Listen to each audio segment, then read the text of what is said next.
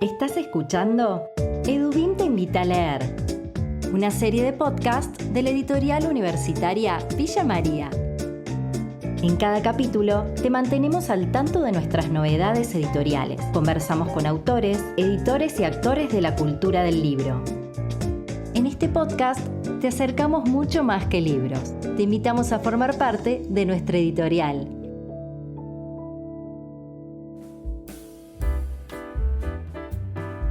Bienvenidos y bienvenidas una vez más a Edubim te invita a leer. Este podcast lo elaboramos integrantes del área de comunicación de la editorial para que ustedes puedan conocer desde adentro nuestros lanzamientos y novedades. En esta oportunidad nos complace contarles que tenemos una nueva colección. Espinosa en las orillas es una colección dirigida por Diego Tatián y ya cuenta con 2 títulos publicados. Por un lado, ¿Qué le dice Espinosa a los juristas?, una producción compilada por Marcela Rosales y los investigadores turcos Akal y Antal Yali. Y por el otro, Espinosa, método y ontología de la profesora de nacionalidad turca Eylem Kanaslan. Esta nueva apuesta editorial versa sobre la filosofía, particularmente sobre la figura de Baruch Spinoza. La reflexión espinociana aporta una concepción integral sobre el derecho natural, civil, político e internacional, y también un argumento sustentable sobre la necesidad de lo comunitario. A 41 años del retorno democrático en Argentina, este proyecto, Espinosa en las orillas, colabora en el debate que puede encender a juristas, filósofos, politólogos y estudiantes que descubren en Baruch Spinoza una pista para repensar el anhelo democrático con 400 años de vigencia. En Edubim te invita a leer, recibimos a Diego Tatián, director de Espinosa en las orillas, para profundizar sobre esta colección. Entre lo analógico y lo digital, la cultura del libro se sigue expandiendo. Es el momento de conocer a un protagonista de la cultura del libro. Bueno, Diego Tatián es doctor en filosofía por la Universidad Nacional de Córdoba y entre sus últimas publicaciones se destacan Espinosa disidente del año 2019, Lo que no cae, Bitácora de la Resistencia del mismo año, Lecturas imaginarias, Espinosa, la felicidad y la rebeldía del año 2020, Espinosa y el arte del año 2022, entre otros títulos. Diego ha sido director de la editorial de la Universidad Nacional de Córdoba entre 2007 y 2011 y decano de la Facultad de Filosofía y Humanidades de la misma universidad entre el año 2011 y 2017. Actualmente Diego es el director de la colección Espinosa en las orillas. Bienvenido, Diego, a Edubim te invita a leer. Muchas gracias, Camila. Se acaba de lanzar una colección que tiene como protagonista a Espinosa, y en tu trayectoria como investigador y escritor, Espinosa parece ser central, ¿no? Sí, por lo menos en los últimos 15 años, te diría, que vengo desarrollando una línea de trabajo, digamos, que tiene Espinosa, la filosofía de Espinosa en el centro, pero no en un sentido, digamos, de investigación de historia de la filosofía, sino, o no solamente, sino también tratando de explorar y de mostrar cuál es la actualidad y la pertinencia de un pensamiento que ya tiene casi 4 siglos, y no obstante tener casi 4 siglos, para dilemas que son propios de nuestra vida contemporánea y sobre todo en función de la idea de democracia tan medular y tan central para las sociedades latinoamericanas. Entonces, de alguna manera es un Espinosa político que se desarrolla, te diría, en comunidad. Por supuesto hay una investigación que siempre es solitaria, pero en este caso, desde hace 15 años, como te decía, venimos trabajando de manera, de mi punto de vista, muy fecunda, con colegas de Brasil, por supuesto de Buenos Aires, de distintos lugares de Argentina, de Brasil, de México, de Chile, y también de otros países europeos y no europeos, tratando de generar un programa de lectura de la filosofía de Spinoza que sea propio de nuestras sociedades, por decirlo así. Hablabas de la actualidad y la persistencia de las líneas o los pensamientos de Spinoza en estos tiempos. Y en ese sentido, sobre la colección Espinosa en las orillas, en primer lugar, ¿por qué en las orillas? Y en segundo Ujú. lugar, ¿qué viene a aportar esta colección a las lecturas actuales? Sí, ahí justamente Spinoza en las orillas tiene que ver un poquito con lo que te decía recién. Estos dos primeros libros que salen, uno es de una investigadora turca que se llama Eylem Kanaslan, que, que ha realizado una investigación sobre la ontología y sobre el método en Spinoza, en la filosofía de Spinoza, de mucho rigor y de mucho cuidado técnico, a la vez que es un libro que puede leerse sin dificultad por cualquier persona interesada simplemente en la filosofía espinosista, aunque no tenga una formación filosófica estricta. Y en el caso del otro libro, que sobre todo desarrolla algo que no ha sido muy explorado en el campo espinosista, que es el vínculo entre el pensamiento de Spinoza y la filosofía del derecho. El título es ¿Qué le dice Spinoza al jurista? Y está compilado por Marcela Rosales, que es una investigadora de, acá de la Universidad Nacional de Córdoba, una colega y una amiga, y por Cemal Bali Akal, que es también un investigador turco, con quien tenemos un contacto asiduo también desde hace varios años. Entonces, estos dos primeros libros marcan un puente que hay, por decir así, entre Argentina y Turquía. Son dos lugares, podríamos decir, de las orillas de los grandes centros de producción académica, de los grandes centros de producción académica europeos o norteamericanos.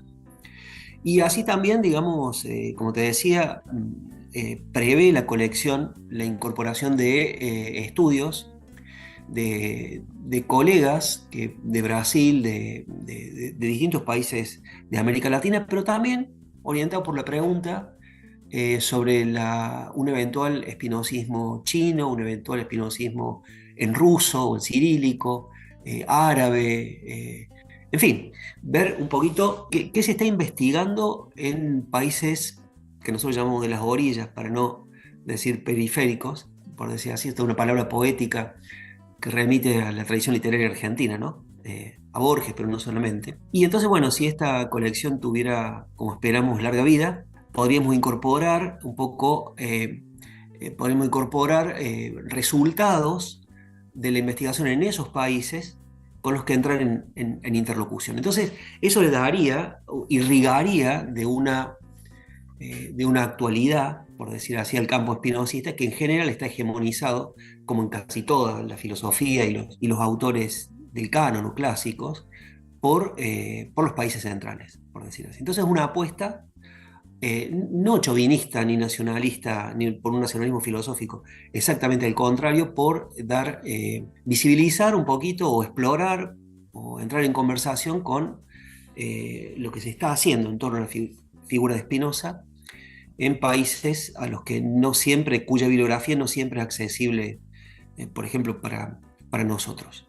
Y en cuanto a la actualidad, bueno, es ver cómo es muy impresionante la actualidad de Spinoza. Quizás, bueno, muy pocos otros filósofos clásicos están presentes en el pensamiento político, pero no solo, también en la filosofía de la religión, en el arte, en la militancia, en las ciencias sociales, como el de Spinoza. Y esto porque hay una fecundidad del pensamiento espinosista, no anacrónica en el mal sentido, que permite afrontar y enfrentar nuestros problemas y nuestros dilemas y nuestro mundo de la mejor manera, ¿no? Recién, Diego, mencionabas que, bueno, que el título de la colección Espinosa en las orillas remite a los lugares donde se está pensando a Spinoza, ¿no? Las producciones académicas e intelectuales desde las cuales se está pensando a Spinoza. En ese sentido, podemos decir también, o se puede relacionar esta idea de las orillas y del borde con la producción misma de Spinoza en su tiempo. Me parece muy buena la pregunta. Yo creo que sí. Él era como sabes, un judío que provenía de la cultura marrana, es decir, la cultura judeo-española. Su abuelo, su bisabuelo, provenía de la península ibérica, de donde fueron expulsados a fines del siglo XV por los Reyes Católicos y pasaron de ahí a Portugal, y de Portugal, donde también al principio eran tolerados y después también fueron expulsados, muchos se fueron a Turquía, a Grecia. Por eso hay comunidades donde actualmente se habla el ladino, que era el judeo español, la lengua que hablaban en su tiempo, y muchos van a Holanda, a Ámsterdam, donde se les permitía vivir con relativa tranquilidad o con cierta tolerancia. La familia de Spinoza va a Ámsterdam, que a su vez es un lugar marginal, desde el punto de vista filosófico, marginal de Europa misma, ¿no? Un país protestante, calvinista. Entonces hay como una triple condición. Por una parte judía, por otra parte proveniente de la península ibérica, las lenguas, maternas, por decir así, de Spinoza, el español y el portugués, o sea, no lenguas filosóficamente centrales, y en Holanda, donde había una gran efervescencia, sobre todo religiosa, y allí Spinoza desarrolla su pensamiento a lo largo de unos 20 años, porque él muere joven, por decir así. Entonces yo creo que sí, que es un pensador, un pensamiento marginal que adquiere una potencia con los años y con los siglos. Ya en vida misma de Spinoza hay un estudio de un autor que escribe en lengua inglesa, Jonathan Israel, que se llama La Ilustración Radical, que de alguna manera pone el pensamiento de Spinoza, aunque sea precisamente desde este margen, como la clave de explicación del todo el desarrollo de la ilustración en Europa y por lo tanto en el mundo, ¿no? Entonces me parece que sí, que hay el propio pensamiento de Spinoza es un pensamiento desde el margen. Incluso él tiene una filosofía propiamente dicha que muchos estudiosos ya en la época de Spinoza vinculan a algunas filosofías orientales, lo cual nos llevaría a otro margen. Y entonces, bueno, todas estas napas, estas capas, están imbricadas en la idea de un Spinoza en las orillas, efectivamente. Me interesaría detenerme en lo que mencionaste al comienzo en relación a la democracia y el desarrollo que Spinoza, trabaja en este concepto. Pensar de qué modo se puede pensar la democracia en la actualidad con lo que implica pensar la democracia hoy en relación a lo que trabajó Spinoza, ¿no? ¿Cómo se puede traer ese concepto hoy? Tanto la ética como la política de Spinoza tiene que ver con lo que él llamaba una vida activa. Lo contrario de una pasividad y de una pasividad entristecida, melancólica, despolitizada, que delega las decisiones comunes en presuntos representantes, y más bien lo que estimula es una ciudadanía también activa, la política como reino, digamos, de la composición, porque así define Spinoza a los seres humanos, como potencias de pensar y potencias de actuar, y como composición de esas potencias para producir una sociedad mejor, una sociedad no sacrificial, una sociedad común en sentido fuerte de la palabra. Yo pienso que Spinoza en su época pensaba en una democracia directa, lo cual es mucho más difícil en sociedades de masas, como las nuestras, que Spinoza no conoció. Pero sí creo que podemos encontrar en su pensamiento una matriz para pensar formas de democracia radical y de democracia directa en otro sentido, donde las personas se involucran directamente en los asuntos comunes y no se desentiende de ellos, ni los delega en un grupo reducido que decide por todos, sino que de alguna manera, en fin, son sociedades, de nuevo, insisto mucho en este concepto porque es el que les emplea, sociedades activas, sociedades vivas, podríamos decir. Y para Spinoza, creo yo, la vida política es casi una condición, es lo que permite también el desarrollo de la vida intelectual y de la vida filosófica, que es, digamos, lo más alto que para Spinoza los seres humanos podemos obtener. Hay un contenido político de la filosofía y hay un contenido filosófico de la política para Spinoza. Son dos conceptos que están mutuamente muy imbricados, ¿no? Uno remite al otro. El desarrollo de la filosofía requiere de lo que él llama democracia, que es una forma de existencia política que puede ser decodificada en términos de afectos que él llamaba alegres, ¿no? En el centro está la esperanza, y no en formas de tristeza, de odio, de crueldad, que en cambio lo que produce es una vida embrutecida, torpe y triste, ¿no? Entonces por eso es tan importante la noción de democracia y un conjunto de conceptos que básicamente, si yo tuviera que reducirlo, es lo siguiente, es decir, en Spinoza hay una potencia común y un afecto común que está siempre en la democracia vivo, como te decía, y el Estado o las instituciones del Estado son el resultado de esa tarea común.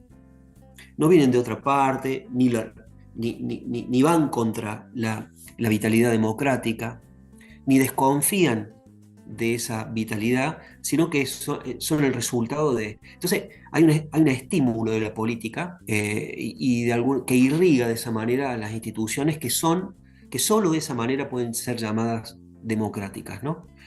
No cualquier institución es democrática. Hay instituciones que están asentadas en una especie de pasividad y que en ese sentido no son más que la administración de un status quo o de un sistema de dominación. En ese sentido me parece que tenemos con Spinoza un compañero, un amigo que permite pensar la democracia sin abandonar el concepto de democracia a pesar de sus dificultades, de sus promesas incumplidas, sin abandonar, sino resignificar permanentemente este concepto para una vida en común, para vivir juntos y juntas de mejor manera, ¿no? Para concluir, quería preguntarte, como director de la colección, ¿qué desafíos implica construir este corpus que va a ser publicado por la editorial universitaria Villa María?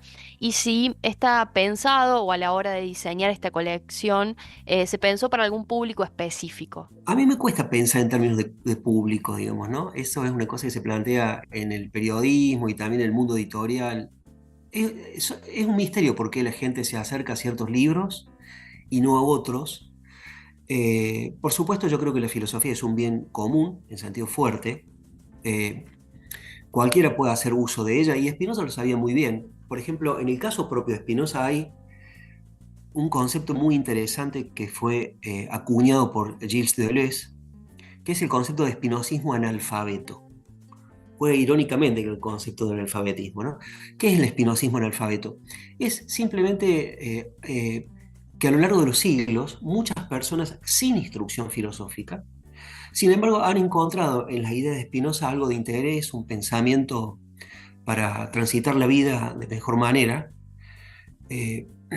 Y esto no todos los filósofos de la historia, sobre todo los clásicos, lo tienen, ¿no? Hay una circulación un poco salvaje, transgresora, no disciplinar, por decir así, de la filosofía de Spinoza.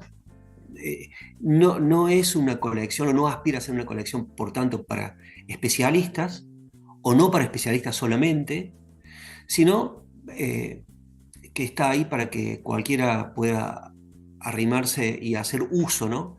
Spinoza como bien de uso es un concepto que también me interesa. Creo que el espinosismo con la filosofía tal vez no es para todos o todas, pero sí para cualquiera. Eso es lo que quiero decir, ¿no? Entonces no sabemos quién se acerca a los libros y por qué, ni el efecto que esos libros producen en las vidas. Y me gustaría conservar ese misterio que acompaña siempre al inicio de una aventura editorial, intelectual como esta. Muchísimas gracias, Diego. Muchísimas gracias a vos, Camila.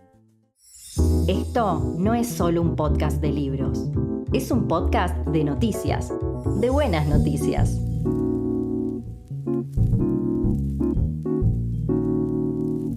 Del 8 al 20 de octubre, la ciudad de Córdoba fue escenario de la 38ª edición de la Feria del Libro. En ese marco, el director de EDUBIM, Carlos Gácera, y la directora de la editorial de la Universidad Católica de Córdoba, Carla Schleck, compartieron una mesa de diálogo para poner en común experiencias del ciclo Entre Ferias. Este ciclo consiste en capacitaciones para arribar a una agenda de trabajo sólida que fortalezca a los profesionales de la edición universitaria de toda la Argentina. Carla Schleck, directora de la editorial Libros UCC, nos cuenta cómo fue la participación de esta mesa en la Feria del Libro de Córdoba 2024. estuvimos presentes ahí con una conversación que hicimos muy interesante. Estuvo Flavia de Suto, la decana de la Facultad de Filosofía y Humanidades de la Universidad Nacional. Estuvo Mariana, que representa el sello de la facultad. Carlos estaba moderando y estaba yo también representando a la mesa. Estábamos representando los tres a la mesa, además de Flavia. Flavia con una intervención muy interesante, muy lúcida sobre el panorama que estamos viviendo en este momento, sobre el panorama que viven las universidades nacionales.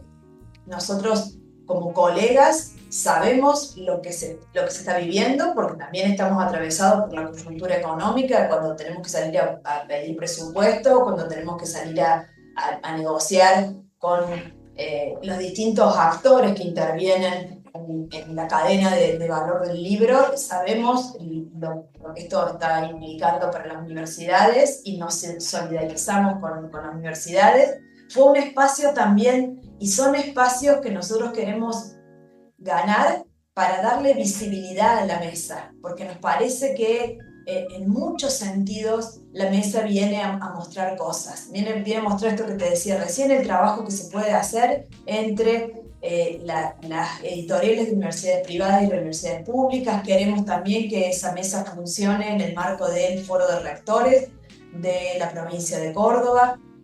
Queremos darle institucionalidad, pero porque además estamos convencidos de que venimos a hacer cosas, no solo a crear una red para que la red exista, sino para provocar cosas, para construir lectores, para fomentar la lectura, para construir lazos con otras redes.